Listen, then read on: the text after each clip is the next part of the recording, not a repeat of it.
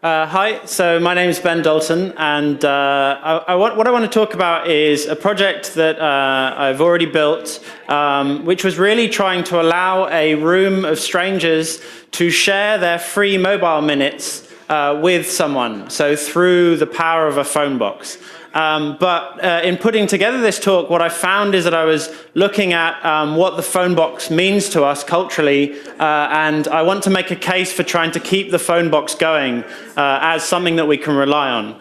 So this talk ended up being about what a phone box is, and it's sort of this space, a quieter space with semi-privacy. It encompasses something of anonymity in terms of communication. You can dial a number without having to verify your identity. And then also, in the process of creating a new phone box that's sustained by a room full of strangers, by a community, I was interested in this idea of the phone box in a public space and what the effect of placing something into a public space and having that public sustain the common good, what that does to the phone box. I'm a researcher at the Royal College of Art and also a principal lecturer at Leeds Beckett University in the UK. And my main research at the moment is pseudonymity, and I'm interested in designing for pseudonymity. And the phone box featured only very briefly in the kind of history of Superman as a place to change from one pseudonym to another. But I think the fact that it very quickly stuck in people's heads as the place that Superman transitions privately from one pseudonym to another isn't a mistake. I think that's actually kind of a key feature of what phone boxes mean to us as a culture.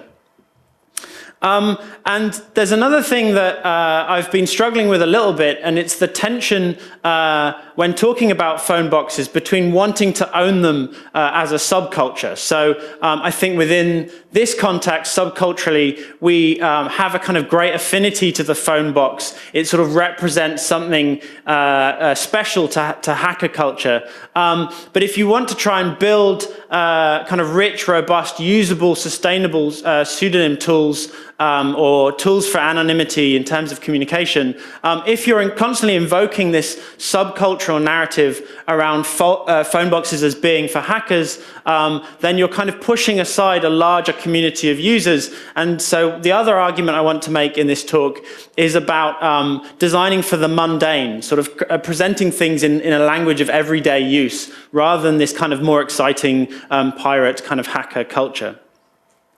And I'm sort of illustrating my talk for a large part with clips of phone boxes featuring in popular media. And that, again, I think shows our affinity with this kind of representation of communication in an anonymous, in a private form, but in a public space. You're on view when you're using a phone box, but you're also kind of hidden away.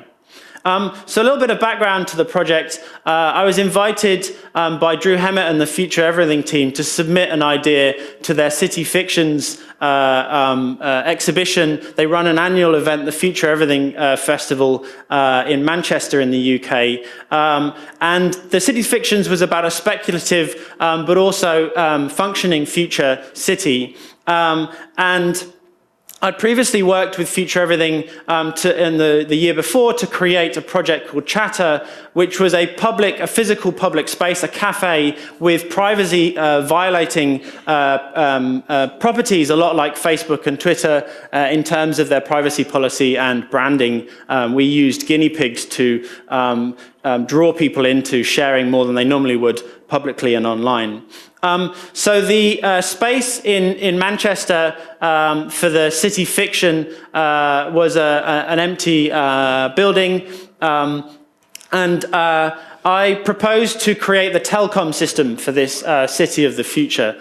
And what I wanted to do was to try and engage people to create a resource between themselves. So by pooling the resources, these minutes that you get free with your phone plan, into a common resource, we can offer a free phone service to anyone who needs to make a call. That was the idea, the proposal to Future Everything. And here is a photo that sort of encapsulates the entire working system, the experience of using that system condensed into one image. So this guy is using the handset of the free phone box to make a call. He's making a call to just a random stranger somewhere, any low-pay phone number, so a landline or a mobile phone in the UK. In this case, it's someone in the same room, but that phone number could be anyone. And he's doing it by borrowing minutes from this guy's mobile phone. So this guy has chosen to allow the system to borrow call time from him.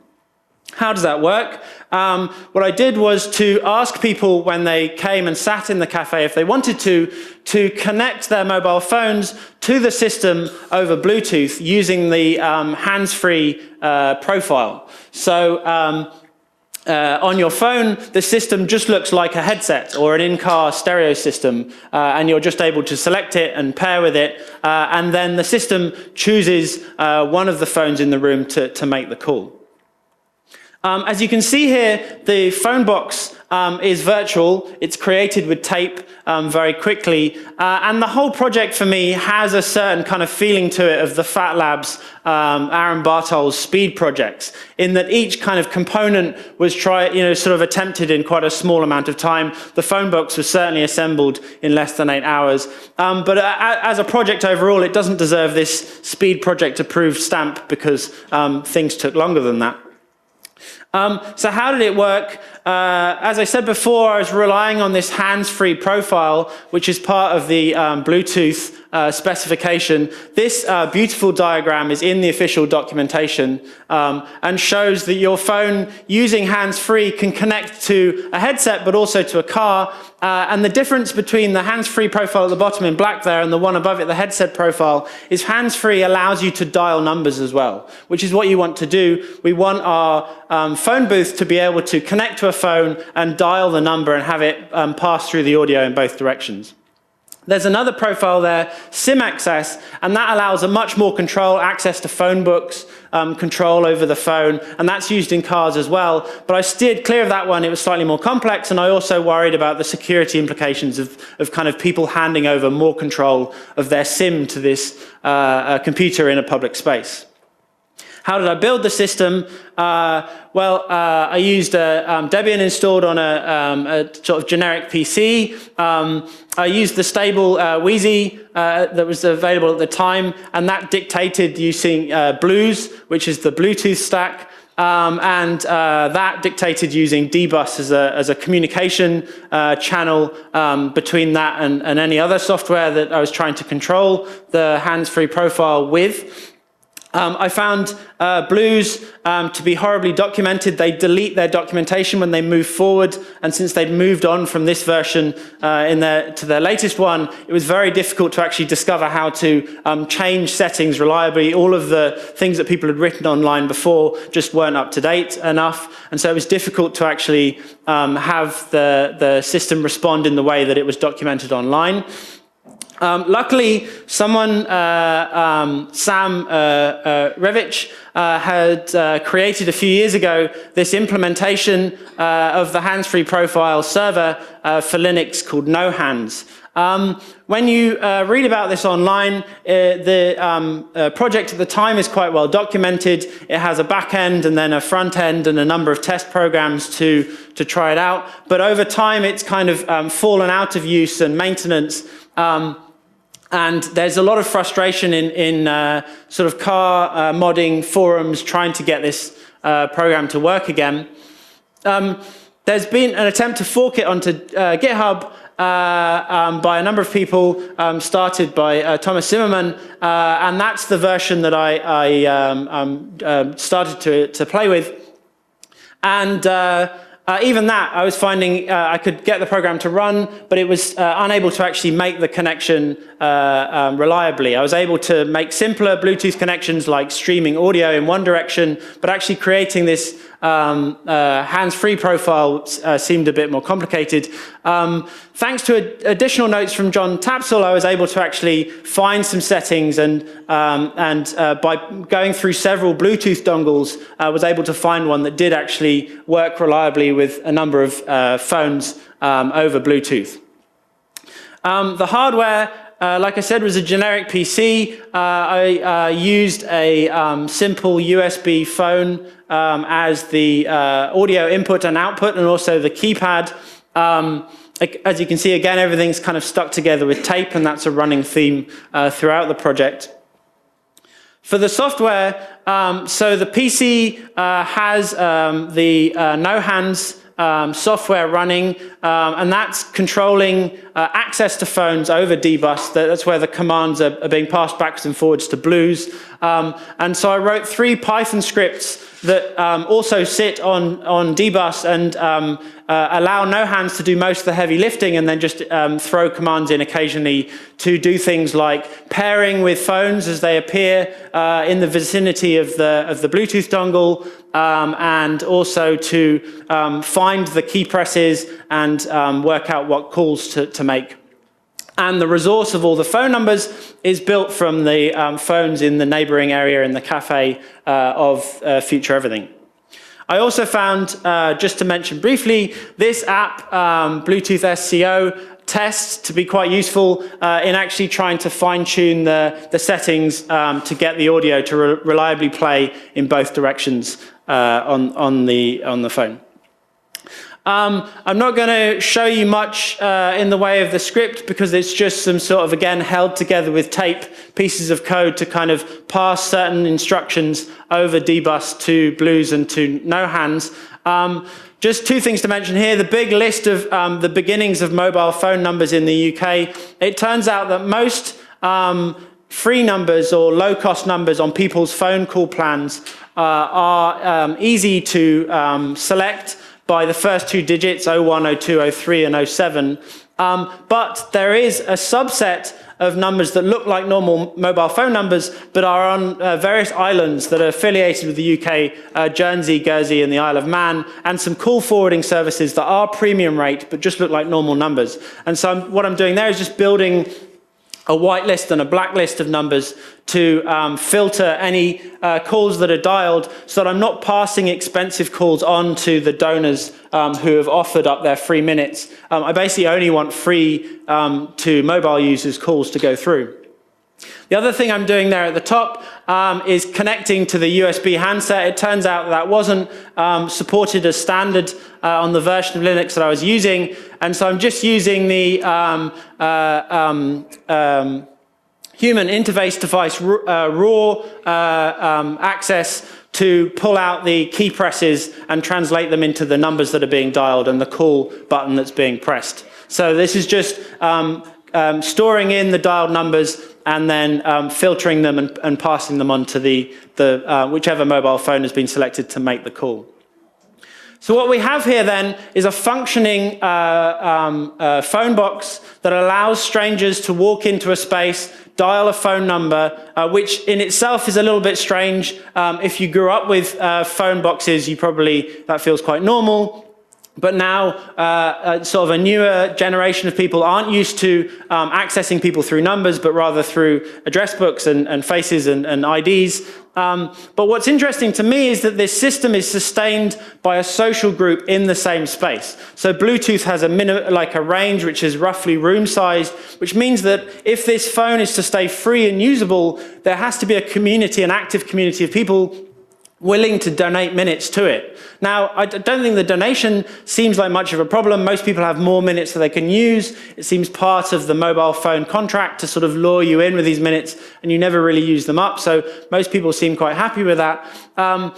But maybe there's some other implications around being a donor or being a phone box user, and I want to investigate those a little bit more. So one issue that I thought about a bit is this kind of issue of power. So the people who might sort of choose to donate minutes and the people who might choose to use a free phone box may fall into different groups, and that might be because it's like a pay-as-you-go contract versus a contract that gives you free minutes. It might be because you have no phone. Homeless people might find the service particularly useful to use as callers. Travelers, again, maybe their phone doesn't work in another country. So you start to see this kind of weird separation between donors and users. And I was worried a little bit about that, especially since phone boxes tend to put you on display. If you haven't seen this film, La Cabina, all of the references are down the bottom and the slides are online. It's about a man who gets trapped in a phone box. So what are the benefits to a caller to coming in and using this free phone service? Well, obviously it's free, but there's another benefit as well, which is that it offers you some anonymity. If you place a call through your home phone or through your mobile phone, you are kind of have your identity tied to placing that call. If you go and use a payphone, you have a slight anonymity in the communication. The record is still made of where that call is directed to, but you're kind of reasonably anonymous, although of course, phone boxes are in public spaces and can be observed, but there is some degree of anonymity there. And certainly that feature reoccurs as a theme in films as a way of delivering tip-offs and hacking and everything else. And so there's an exchange there between some anonymity and public presence in this social space of a small group of people, which I think is interesting. So in a way, this free phone box is sort of mirroring the function of a mixed network node. So in a mixed network, the computer is taking email and forwarding it on and stripping the identity. And in our system, the free phone box is allowing you to take the things you're saying and pass them through somebody else's phone and sort of strip the ID away. So in a way, it functions sort of like that. And so then we start to think, well, what's the benefit for the donor? If they're starting to serve this purpose of providing some anonymity, are they not worried about the implications of offering an anonymizing service to strangers? Is that kind of something that they might be worried about? Well, what are the benefits to donors? One of the benefits, I think, for me is that if you fill your phone record with the phone calls of strangers, what you start to do is to decouple the phone record from your identity. So the mobile phone, I think, gradually over time has become a symbol, an authentication tool for identifying people. And if you can start to insert other people's phone calls into your record, then what you're doing is start to decouple that relationship between you and your phone record. And I think there's an interesting property there that we should look at a little bit further. This is a brief period, a fad called phone box stuffing in the 1950s. It lasted a year. And so to me, this is reminiscent of the idea of chaff. So chaff, it was called window in the UK during the war, and Duppel in Germany. Both countries invented it at the same time and didn't use it for several years for the fear that the other one might copy them.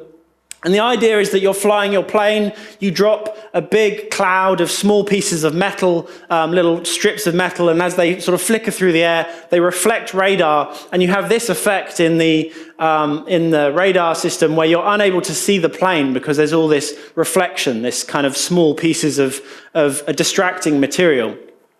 And what we're talking about when we're inserting strangers' phone calls into our own personal identity record is we're inserting data chaff into our record and therefore kind of obfuscating the sort of form of our identity a little bit. And so this, I think, is an interesting idea in terms of controlling how your identity is monitored by other people or stored by other people. So I want to talk about chaff a little bit more. One approach to chaff that I've seen come up a couple of times, this is the first time that I saw it presented effectively. This is the super villainizer by Anya Rust in 2002. And what this did was to create fake email characters who would have email conversations late at night using keywords about bombs and nuclear material and biological agents and assassinations of presidents and subways and all those things. And because those keyword terms were passing backwards and forwards through this email system, they were sort of inserting this chaff into the system to kind of slow down the automatic monitoring and kind of complicate the monitoring technology. But one thought I had about algorithmic chaff is that if you're creating it through some sort of program pattern, it may be that it's just as easy to remove it again. So if you're kind of creating this thing just through sort of simple patterns, then maybe it's easy to filter it back out again. So the alternative, perhaps, is to create social data chaff. That's chaff that's kind of created by human activity and therefore much harder to predict. And my favorite example of that is the NTK Extreme Computing Festival in 2002, where they invited people to swap loyalty cards. There was a big box in the conference, and everyone who arrived put their shopping loyalty cards into the box, and then as they left at the end of the day, they took another one. And on their press release, they said, "Imagine the data processor's bafflement when a healthy eating family of four suddenly turns into a single 33-year-old male who consumes nothing but satsumas and ready meals." So again, there's this idea of by inserting a stranger's life into your own, you're able to complicate the records that people are keeping. But by doing it in a social way, I think you kind of introduce this extra level of complexity. And I think that's what the free payphone is doing in a way, is it's offering social data chaff. So these strangers will make arbitrary calls to places that you weren't expecting, and that starts to insert this kind of level of deniability. Now, the deniability isn't perfect. So you were definitely in the room alongside this thing that offers this certain level of chaff. So people could easily point to the other phone calls that you made at the same time and say, well, those were probably you and these were probably strangers. But if you repeated this phone box in a number of locations and you put it places that you frequented often, cafes, libraries, workplaces, across from your home, in the park, you can start to see that you could build up a regular kind of influx of confusing data into your phone records, and that might have interesting consequences for the way that identity is measured. Critics of this, of wanting to do this, I've presented these two things, kind of some anonymity and some deniability as relatively good things, but I think a lot of people would say if you have nothing to hide, why would you seek these things out? The sort of normal narrative. And what I'd like to do next is to just sort of make a case for having deniability and having anonymity as being very normal historically. So it's not something that we're seeking out that's new, but something that's always been there that is just being whittled away at the moment. That sort of slow death of the phone box as it's replaced by mobile phones, I think demonstrates that we're moving away from systems of like everyday anonymity in communication. Another great example, like the phone box, is the post box. So the post box is just a hole somewhere, out in the world, and there's lots of them, and you can choose any one, and you just walk past it and casually slip something in, and there's almost no record of you doing that. So it creates a very similar kind of anonymity to the free payphone. When you post a letter, the address of the receiver is known in the system, but the identity and the address of the sender is a little bit more ambiguous. You could watch every post box, you could look for writing style and those things that came later, but when post boxes started, they were definitely a system of anonymous communication, this one-directional anonymous communication. What effect did that have? Well, in the 1800s, there was a boom in pseudonym use. It was used a lot by authors writing books in a number of different really inventive ways. So the Bronte sisters used the postal system to hack the male-dominated publishing world and publish incredibly inventive and creative texts through that system. And when they finally went to visit their publishers after they'd become a success and revealed the kind of big reveal that they were these sort of timid looking women authors, there was of course that kind of surprise in the reveal. And they were then able to change the system and build that change more permanently into publishing. Similarly, in America, newspaper writers, this is Charles Farrar Brown, who created this character Artemus Ward, and he wrote newspaper articles under the character and really sparked the whole kind of era in the 1800s of pseudonymous newspaper writing that was used a lot for entertainment. Mark Twain was another pseudonym inspired by Artemus Ward. But the pseudonymity, as well as being a form of entertainment, also allowed political critique, whistleblowing, all of the things that we associate with functioning anonymity and pseudonymity today. Just to give you another couple of quick examples, this is Multatuli, pseudonym for Edward Douws Dekker, who is a Dutch author who used a pseudonym and used these kind of systems of anonymous communication through postage and passing off to friends. He created an incredibly cutting critique of Dutch colonialism that really shifted the conversation forward dramatically at the time, again in the kind of late 1800s. But this tool of the anonymous communication system in the postbox also allowed it for great creativity. So this is Nicholas Bourbaki. This is a group of mathematicians who came together, created a single identity, and wrote quite a creative approach to set theory and mathematics, using, again, the anonymous communication afforded to them, sort of a guarantee of anonymity, to over a number of years publish a series of mathematical texts that changed perspectives on mathematics at the time quite dramatically by kind of pooling their efforts and publishing under a single name.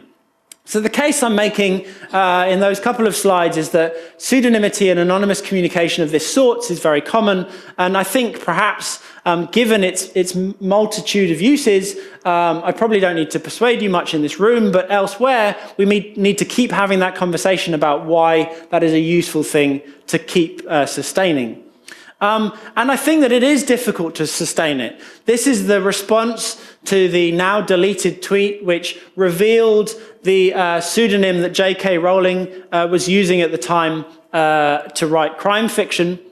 And so the kind of effects of storage and processing and networking are changing the ways that pseudonyms can work. And so I think it's important for us to keep investigating, as the talks in the last 2 days have started to pull apart, how we can maintain levels of anonymity in terms of communication in social contexts to keep the possibilities of doing this open. Why do we need that? Well, the case doesn't really need to be made, but clearly anonymity and pseudonymity play a continuous role in the kind of powerful work of whistleblowing, particularly whistleblowing of primary evidence, like the evidence of torture in Abu Ghraib. The role of these tools in the kind of work of superheroes is important for us to be celebrating and thinking about what we do next in terms of the technical tools, but also the culture that surrounds the tool, the way that we present it to people. And that's what I want to talk about next. So this is the advice published a couple of years ago in Wired of how to leak to the press. And the piece that I want to point to in the middle is then you go to a coffee shop that has open Wi-Fi, and then you set up an email account and do your leaking. Now, coffee shops with open Wi-Fi, the other things that turn up quite often are libraries with public access, free Wi-Fi, civic Wi-Fi, campus Wi-Fi sometimes. Those things get discussed as the ways that you can do what you used to do with a phone box, go and tip off a journalist or the police about something that you want to tell them about without necessarily identifying yourself. The narrative is now around these places that have free Wi-Fi. But over time, what I'm seeing is a shift in the control of identity around connecting to the web. In the UK, the library login, the campus login, and more obligation on businesses and private owners of Wi-Fi are that you need to check identity before you allow someone to connect. And so the conversation about the public benefit of free Wi-Fi versus this kind of shifting of responsibility and closing down of access to anonymous connectivity seems to be kind of shifting in favor of no anonymity, which is problematic. Our public spaces are sort of being stripped of the kind of messiness that allows all of those things we've just talked about in terms of creativity and critique to happen by kind of locking down identity to every kind of access point to this kind of immense, interesting space that we call the internet and the web. And so what I'd say is that this demonization of anonymity when it works is always going to happen. So The problem is that any functioning pseudonymity tool can always be used as a threat against powerful corporations and governments that know they're doing wrong, those that are. And so there will always be a conscious and subconscious attempt to demonize those technologies, whatever they are originally designed for. And so there's this constant kind of issue about the way that you describe and present the pseudonymous and anonymous tools that you're making for communication in terms of trying to present them in ways that won't be demonized. And so really, for me, that comes to this idea of how do you design for pseudonymity? Sort of alongside the idea of creating technical tools through cryptography that allow for anonymous communication, how do you design the sort of culture around it, the cafe of people who are sharing their phone minutes to allow anonymity to happen? How do you make that space acceptable to people so that it can be sustained and be ongoing? And I don't think the superhero analogy that I've pitched at the beginning of this talk and through it is really the one to draw on, because that's just the other extreme to the terrorists and the pedophiles. It's just kind of, we sort of end up having this debate at either end of the spectrum, and really we should be in the middle somewhere around all of those uses from the past, around sort of everyday use. They're just kind of general dependence on these tools as something that's a useful part of our society. As someone mentioned, I think it was Nadia Henninger yesterday, she said, we need to normalize burner phones. And even the term burner phones is sort of appealing to the subculture of the sort of conversations we have here, rather than kind of thinking about how it would fit into everyday use. But the idea of normalizing, I think, is an interesting one. One way to do that is to be playful, but then play can also be sort of pushed to the sideline. And so the kind of hacker narrative can be quite playful. The art narrative that I used to present this idea originally also sort of struggles a little bit from that. People can sideline it as just art. And really the question is, how do we put it into the everyday? So first of all, what do we love about Phoneboxes? The thing that I think Phoneboxes represent to us is a space to escape momentarily. You're still part of the public space. It's not a dark box kind of sealed away entirely. You can see what's going on around you, but you also have some privacy for a moment. They're often feature in films as a connection to a loved one, something you use when you've just arrived somewhere new, a connection back to the known. They're a sort of universally familiar. And a lot of countries have sustained that by having policies that enforce Phoneboxes being in all parts of the country. So it's sort of a common good, almost by design. And they're also, actually reasonably private. So, there is some sound leakage, and technology in terms of spying might change our relationship to those physical spaces. But historically, they were a relatively private space, a door you can close, a space that you make your own. I want to represent both sides. So what do we dislike about Phoneboxes? Well, I think one issue is that they are often broken. And so they're sort of independable resources. Another one is that they might contain sex adverts. If you go to London, the Phoneboxes in the centre of town near the business district are sort of smeared with the glue of many years of adverts for phone sex. And they're also, sometimes they smell of urine. Which, to begin with seems like a terrible feature, but perhaps sort of suggests that people find them private enough that you can do that private thing. So, maybe that's a feature in disguise. And also, historically, occasionally they've been linked to bomb threats. The anonymous tip-off can also be the anonymous bomb threat, which again, we can think in the analogy to the remailer is a reason that a number of remailers were shut down was through this kind of connection to bomb threats. And so we have to struggle with this relationship with how technologies and systems are presented. And the direction that I think we should go is to think about this in terms of social use and public space. So one thing that I like about the idea of, rather than talking about free Wi-Fi, and there have been a number of very admirable and in some ways, reasonably successful projects over the years to open up Wi-Fi networks. There's one that was launched this year or last year that again is attempting to make home networks a free open Wi-Fi system. I think that's the direction we should be going. But to have that conversation with people who are just coming to Wi-Fi as a concept through the use of their iPhone, for the first time, talking about free Wi-Fi, the fear that a stranger will hide outside your house and use it for nefarious means is always going to outweigh the altruism of wanting to do some sort of public good.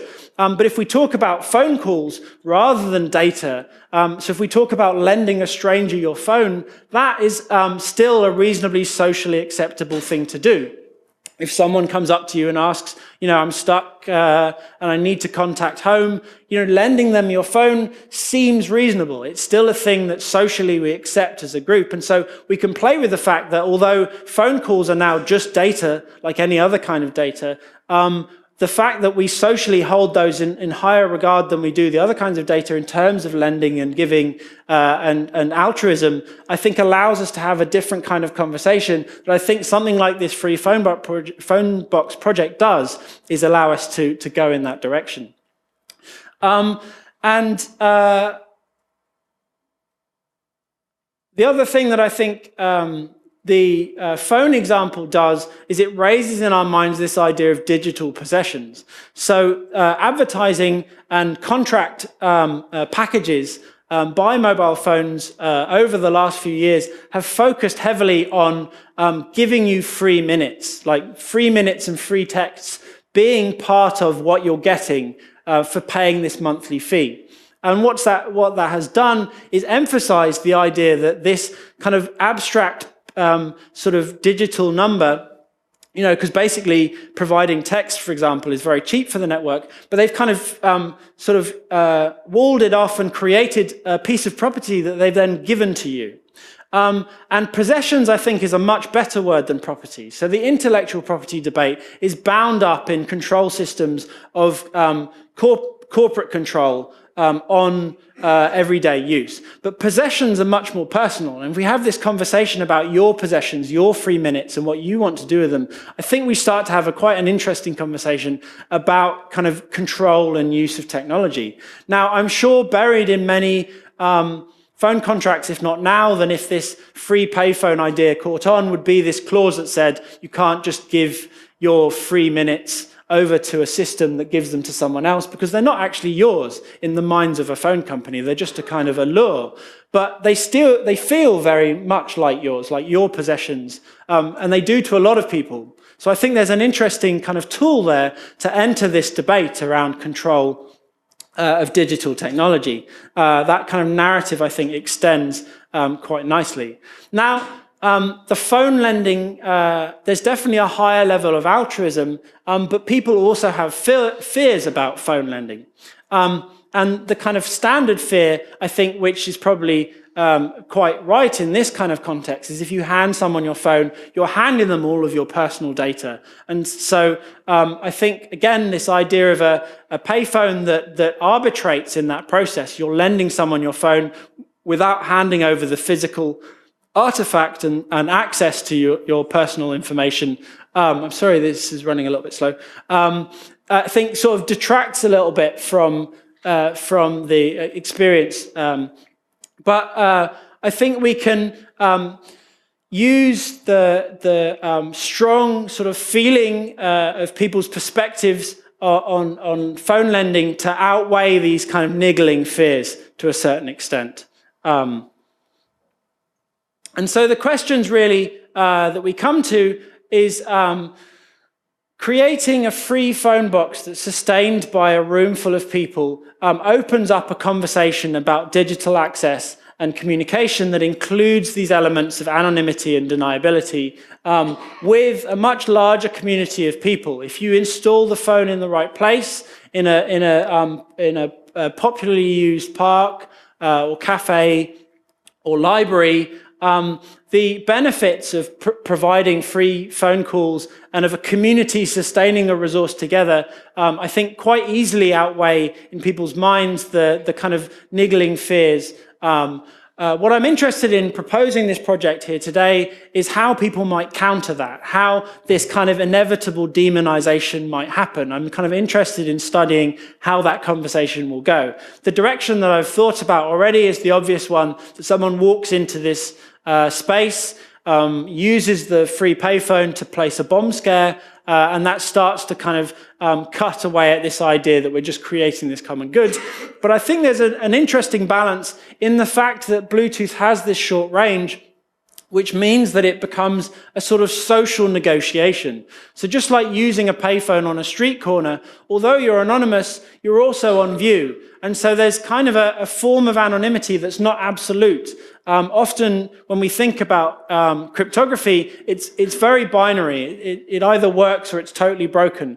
And I think by placing these tools back into a social negotiation, something interesting happens that I'd be interested to try and see whether we could map that to other sort of environments and communication systems.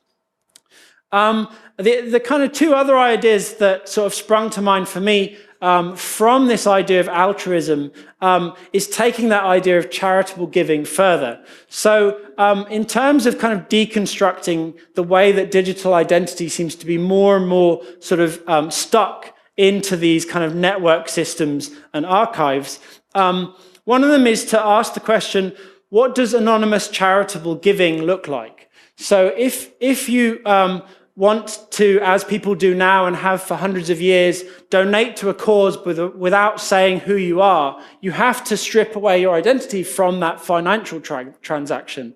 And all of the records that have been put in place to track money start to kind of come up against this sort of tradition of charitable giving. And I think it's a good case where you could take the upper hand by asking, how do we still give anonymously to charities? The other question I want to leave us with is, how do you give to people who have nothing, including any form of authentication? So at the moment, giving things to people who live on the streets or have lost everything is quite easy because you can just give them physical things. You could give them money that's an anonymous currency that they can spend somewhere else.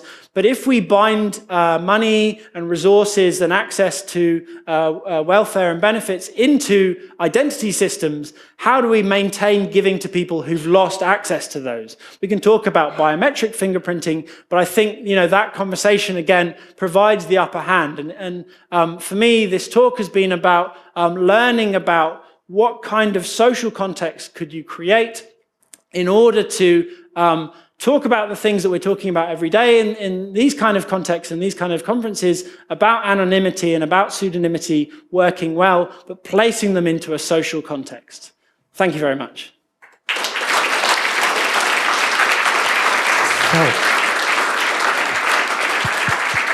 So thank you very much. And I have to say something. The IRC and the internet and Twitter want to say a big thank you to you and to tell you this talk was awesome. So one thing, also a thing that was often noticed, your t-shirt is awesome. Thanks, IRC. So for our Q&A, we have a lot of questions from the internet, and maybe we have some questions from here. So line up behind the microphones where we start with some internet questions. Hello again from the IRC. Besides being an awesome talk, there are many questions on all levels, like practical questions on how it does work, but also on law and politics behind it. So I start with the more technical ones and maybe just summing them up so you can just explain the technology behind it a little bit together. They ask whether it's possible to always not send the caller ID from the person who borrowed the phone or the phone minutes. Whether it's possible to also share international calls if the contracts allow it. Whether there's a limit for the minutes somebody wants to share, and whether they have to activate it every time. Yeah, that's okay. Summing So it up. the pairing, what I did with the Python scripts was to when I recognized a new phone entering the Bluetooth range, was to immediately identify it as trusted and to give it the same PIN for everyone. And so the effect for people entering the room, entering the cafe, was very much like pairing with a cheap headset. It just had a default PIN, and you just choose it from the menu and pair it. And then that pairing lasts. So Bluetooth has a sustained kind of identity, and I maintained a list. I wondered about whether this system should maintain a list of donor phone numbers over time or whether it should have some sort of purging system. I think I would err on the side of purging, given that one of its sort of properties is this kind of property of anonymity. But there's some balance there, maybe kind of over some period you would choose to delete. International calls, I've not in the UK seen many 3-minute plans that include international calling, but I think with the shift in EU regulation around cheaper international calls within the EU, maybe there'll be some motivation for that to change. I've also seen a lot of plans recently that have shifted from some free minutes to unlimited minutes, and I think there's an interesting dynamic there for a few years before we entirely shift over to WhatsApp and the other kind of calling systems to kind of play with those free minutes in interesting ways. The final point about caller ID, I thought about trying to find, I think that the problem is that each mobile phone company has different protocols for how you turn on kind of anonymizing the outgoing call. And so I didn't come up with a kind of simple, easy way to do that. I thought about putting up instructions for people to do it themselves, but in the end, I just kind of put a note to say that these kind of IDs would be passing through. The other idea I had was to run a system like Asterix that would, when you placed a call, mention to the person before the call was put through that this kind of exchange was happening. So you'd kind of frame it in a context. But again, I think that sort of overcomplicated it. Okay, we have 2 people at the microphones, and we have a lot of more questions from the internet, and I think I will just start with you, Mike 1, because I don't want to see you standing there much longer. Hi, I have actually 2 questions, but they are short. First question is, what kind of information is on the telephone of the person who is giving the minutes, to, 3 minutes? And the second question is actually tied to the first question.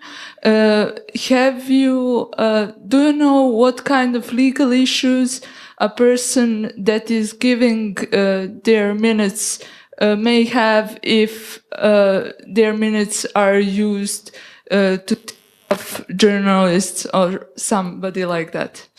I don't know the legal implications of a phone being used in a number of ways. I think in the UK, the one kind of hard and fast rule is that if you're a phone service and someone tells you about a bomb plot, you have to immediately report it. But because you don't have access to the call as a donor, I think there's kind of an interesting grey area that probably hasn't been fully investigated. The first question about your control and the record of the call passing through your phone, you can of course just turn off the Bluetooth connection at any time you want, so you can disrupt a call. On most phones, when I watched it happening in the cafe, the phone wouldn't necessarily even switch on when it was routing the call, because it's used to being sort of in this mode where it's in the car, you know, and you're using the hands-free kit or something. So actually the phones tended to stay quite kind of mute, screen off, no vibration or anything when the call was in progress. I suppose, you know, on some phones you might be able to turn on speakerphone and it would kind of mirror the call, but because you're constrained by the range of Bluetooth, you know, you'd be in the same room as the person making the call in the phone box, so it could be awkward. So there's some kind of sort of constraint in that direction. Okay, so for another question from the internet. Yes, it's also related to that. It's in terms of lawful intercept and how that impacted your Phonebox idea. Like, do you think about that, or does anybody from interception teams already contact you, or like, does it at all influence you? I don't know too much about lawful intercept. I guess the idea is that you pick a phone to target and you ask permission to target that phone. Yes. So a system that's shuffling your calls out to strangers would do interesting things to trying to track one person's conversations. I imagined originally that perhaps rather than a phone box in a physical location, you could build this into a phone. So there would be an app that would allow your phone to be the headset and another phone to be a donor, and you could run the same kind of system just on a train by turning your phone into a certain mode. And then you could see this proliferate into lots of different social spaces and conventions. But the sort of Bluetooth programming foo to get that to work is kind of beyond my grasp at present. Yeah. Okay. Mike 2, please. Hi. Once again, really nice idea. I really like the aspect of mixing connections between people socially. Probably have what I see as a problem from the usability part is that I need to go and use and basically use the number myself. And you have 10 numbers in the UK, for example. Just if you thought about a way to make it easier, maybe use 2 Bluetooth devices and I can use the one as a headset, but actually it's using the other one which goes to another phone or something like this.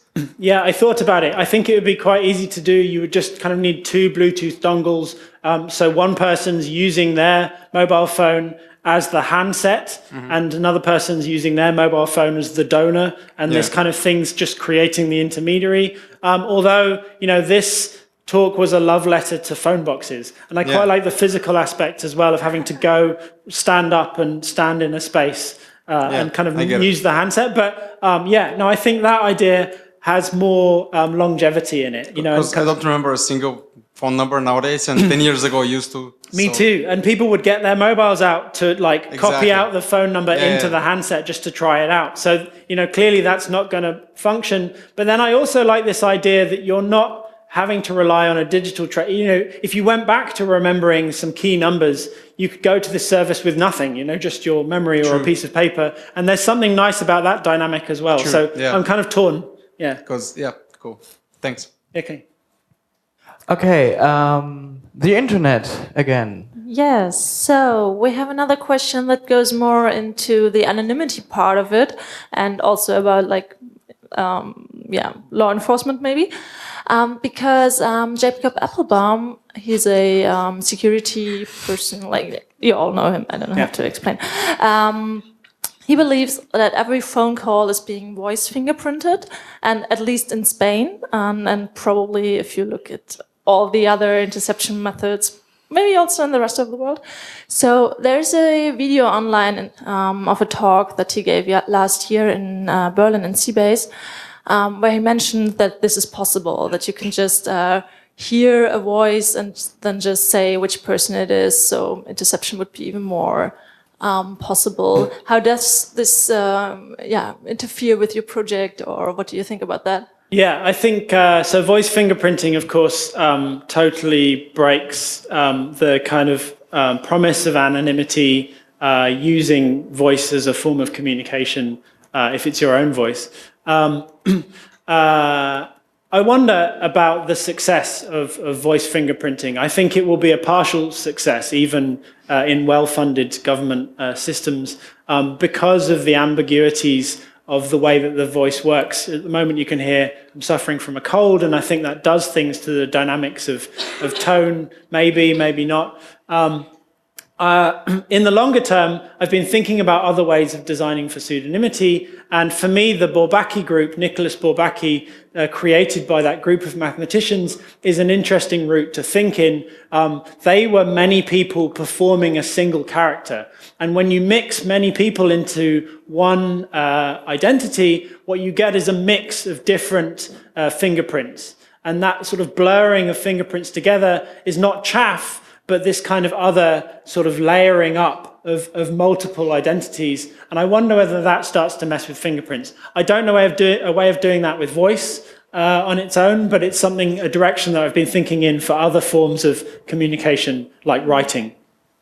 I mean, it's a big problem also for browsers and everything. So Yeah, one thought I've had is that they're just directly correlated between how much identity, sort of uniqueness you can have and how anonymous you can be. So you can either say something with meaning, or, you can be anonymous. Maybe there's just, you can only have one or the other. You can just say arbitrary things, and no one will know who you are, or you can make a point, but then something will give you away. Maybe you're just kind of tied. You can have one or the other, which would be sad, but perhaps.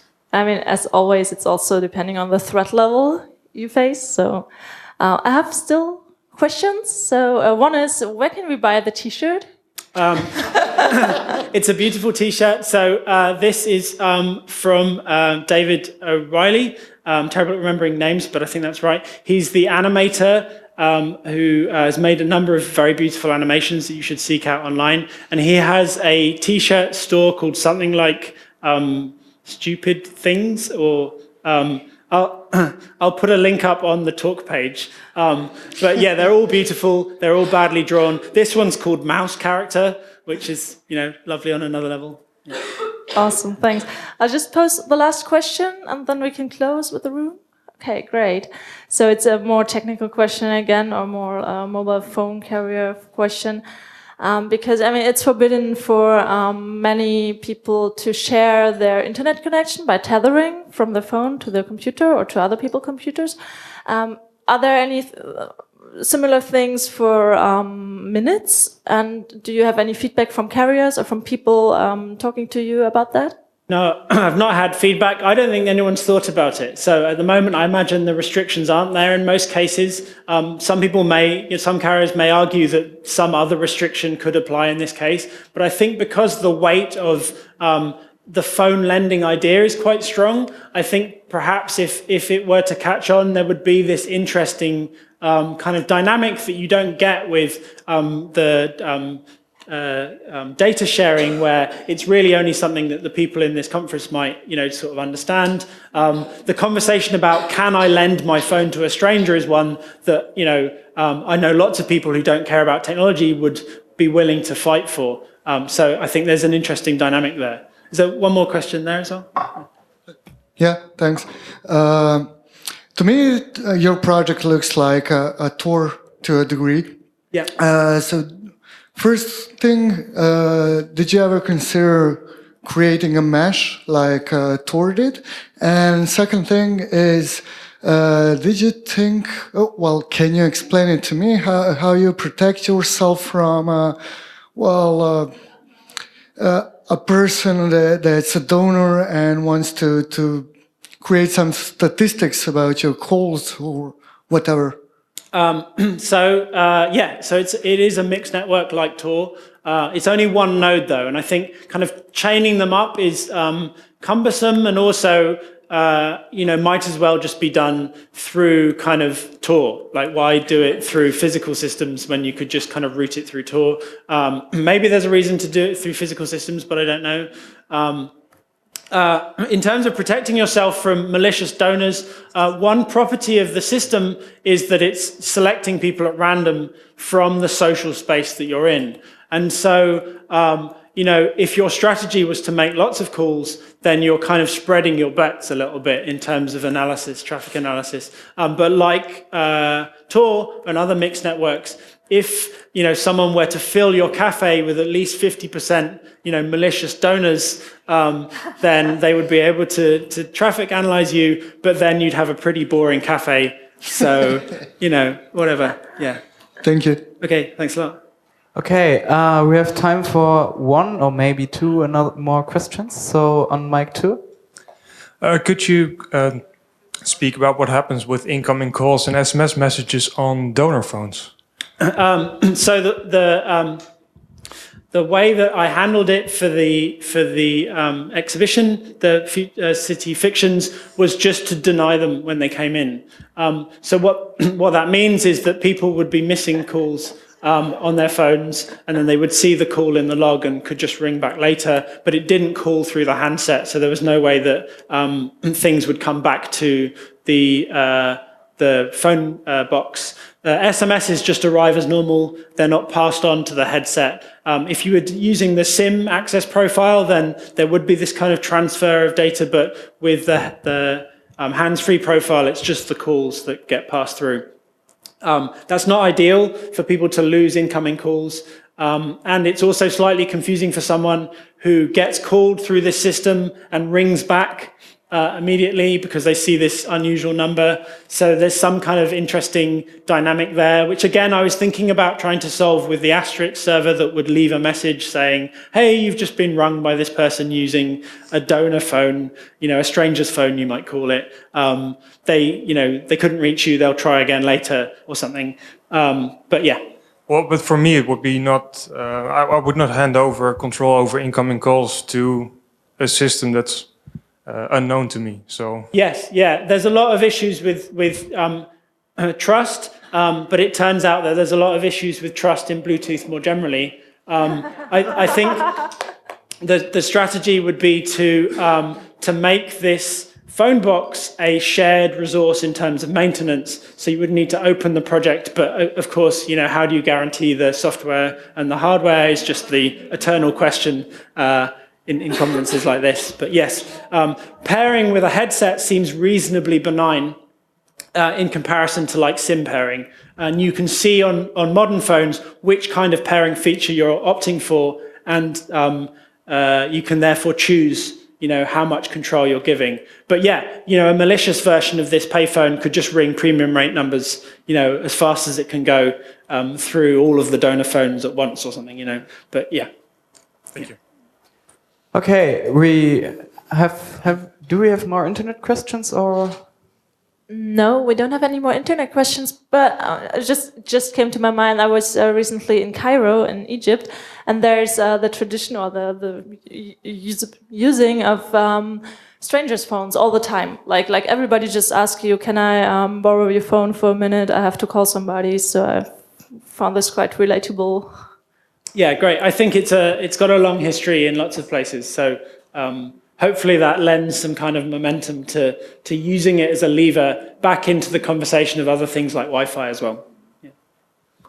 So thank you so much also from the internet again. Thanks a lot. So.